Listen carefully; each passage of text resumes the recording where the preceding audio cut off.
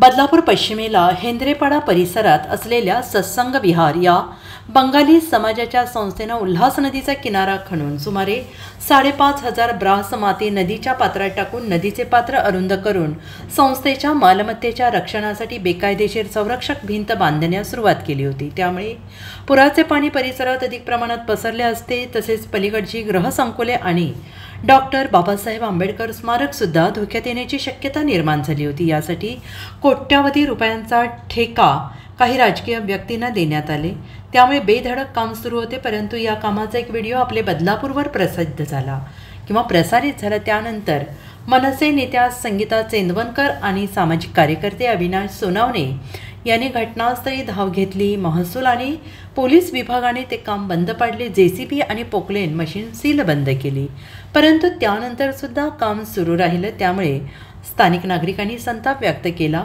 संगीता चेंदवनकर, अविनाश सोनावणे, आदर्श तायडे, संदीप भालेराव यांनी त्या परप्रांतीय आश्रमाच्या दारात धरणे आंदोलन सुरू केलं, परंतु राजेंद्र घोरपडे यांच्या बालेकिल्ल्यात आंदोलन सुरू असताना त्यांनी याकडे दुर्लक्ष केलं। नदीचे 400 कोटी खर्चून खोलीकरण करण्यात येणार असे निवडणुकीत आश्वासन देणारे आमदार किसन कथोरे यांनी या घटनेवर मौन बाळगलं।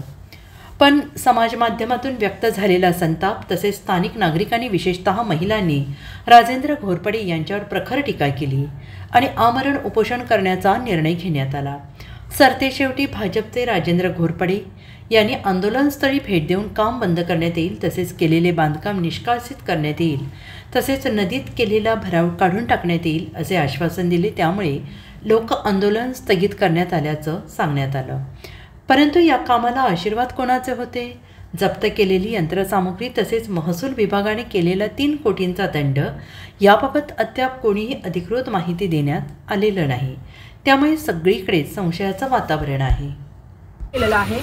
त्या संदर्भात माझ्याकडे एक व्हिडिओ आल्यानंतर हे आंदोलन आम्ही चालू केलं। इथल्या स्थानिक लोकांनी पुढाकार घेतला आणि मी राजेंद्रदादांचे खरोखर आभार मानेन की तुम्ही आज वेळात वेळ काढून इथे आलात। दादा, बाहेरून लोक येऊन जर आपल्या महाराष्ट्रामध्ये आपल्या स्थानिक भूमिपुत्रांना आज बदलापूरसारख्या ठिकाणी जर देशोधडीला लावत असतील, कारण लोकांचे संसार पाण्यामध्ये गेल्यानंतर लोक 10-10 वर्ष मागे जातात, त्यामुळे अशा प्रकारची कुठलीही घटना बदलापूर शहरात जर घडत असेल तर तुमच्यासारखे लोकप्रतिनिधी जे आहेत ते बदलापूर शहरामध्ये असल्या कारणाने ह्याच्यातून लवकरात लवकर मार्ग निघतो। पण आमची मागणी, माझी स्वतःची वैयक्तिक मागणी अशी आहे की हे जे काही कॉन्ट्रॅक्टर आहेत त्या कॉन्ट्रॅक्टरांवरती लवकरात लवकर गुन्हे दाखल व्हावेत। त्यासाठी जे काही प्रयत्न करता येतील ते प्रयत्न आम्ही नक्कीच करू।